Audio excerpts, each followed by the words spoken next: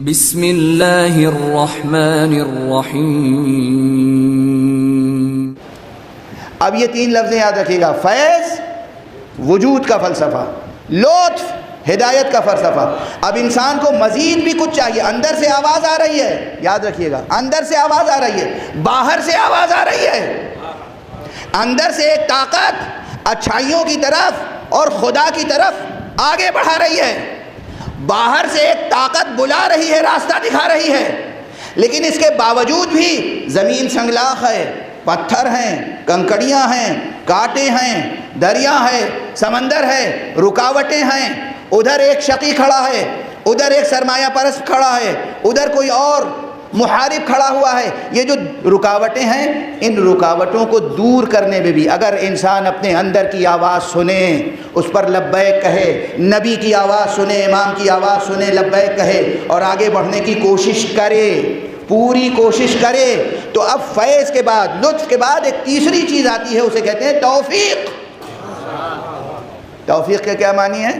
اب سمجھ میں آئی توفیق؟ توفیق عرض کر لینے دیجئے، وقت گزرا جا رہا ہے لیکن عرض کر لینے دیجئے. یہ سب کلیدی لفظ ہیں، ہر زبان پر ہیں لیکن اس کے معنی نہیں جانتے یا غلط کانسیپٹ لیے بیٹھے ہیں. توفیق کا ورڈ جو ہے یہ نکلا ہے، روٹ ورڈ ہے اس کا واو فے قاف، وفق. اسی سے اردو زبان میں ایک لفظ عام ہے اور ہندی میں بھی ہے، موافقت. عام لفظ ہے نا. کوئی شخص کوئی کام کرنا چاہتا ہے، آپ اٹھے، آپ نے کہا یہ کام بہت اچھا ہے بھائی، میں بھی آپ کے موافق ہوں، آپ کے ساتھ ہوں.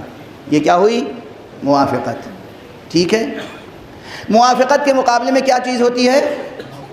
مخالفت. جب میں نہیں ساتھ دوں گا، مجھے سمجھ میں نہیں آئی بات آپ کی، میں آپ کے ساتھ نہیں ہوں. موافقت کے معنی ہے ساتھ آ جانا. اب چونکہ وقت نہیں ہے نا، اس لیے ایک جملے میں کہہ رہا ہوں. توفیق جو میں نے کہا، وجود کیوں عطا کیا اللہ نے؟ بتقاضائے فیض. ہدایت کا نظام قائم کیا بقاعدہ لطف، اس کے بعد بھی نہیں چھوڑا. اور توفیق کا نظام رکھا کہ جب انسان دل سے کوئی نیک کام کرنا چاہتا ہے تو اللہ اپنی مشیت سے، اپنے لطف سے، اپنے کرم سے، اپنے اختیارات سے تمام حالات کو اس کے موافق بنا دیتا ہے.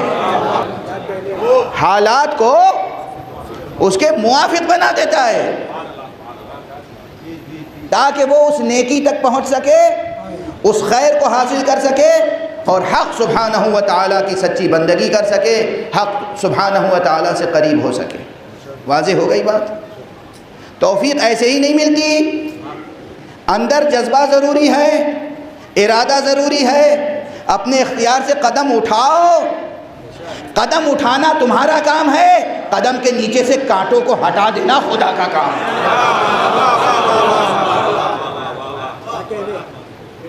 سمجھ میں آئی توفیق؟ واضح ہے توفیق؟ ارادہ، اختیار، کوشش، نیت صادقانہ، تو پھر اللہ کی طرف سے رکاوٹیں ہٹ جاتی ہیں. وقت ختم ہو گیا. ایک جملے میں یہ فلسفہ بھی سمجھ میں آ جائے گا اور آپ مصائب کی طرف متوجہ ہو جائیں گے. بہت سی باتیں تھی رہ گئی. حبیب کوفے میں تھے،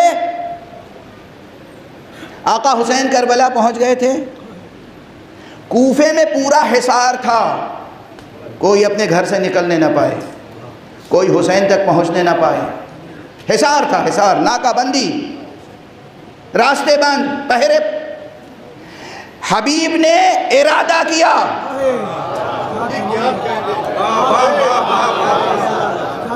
حبیب نے گھر بیٹھے ہوئے تھے نا، حبیب بیوی کے ساتھ بیٹھ کے دسترخوان پہ کھانا کھا رہے تھے.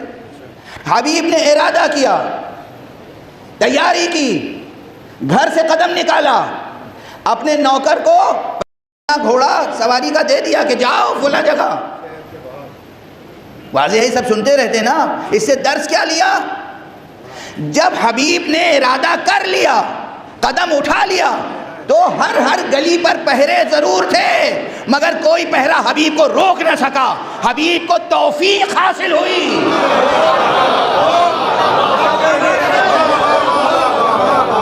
حبیب آقا حسین تک پہنچ گئے. حبیب کو توفیق حاصل ہوئی. حبیب آقا حسین تک پہنچ گئے. حر، پہلے حر کا جذبہ تو ہو. حر نے تجزیہ کیا، نیت کی، ارادہ کیا، تو وہ 30-32 ہزار کا لشکر حر کو روک نہیں سکا حسین تک پہنچنے میں. توفیق، توفیق. حالات ایسے ہو گئے کہ حر آقا حسین تک پہنچ گئے. حالات ایسے ہو گئے کہ حبیب آقا حسین تک پہنچ گئے. بس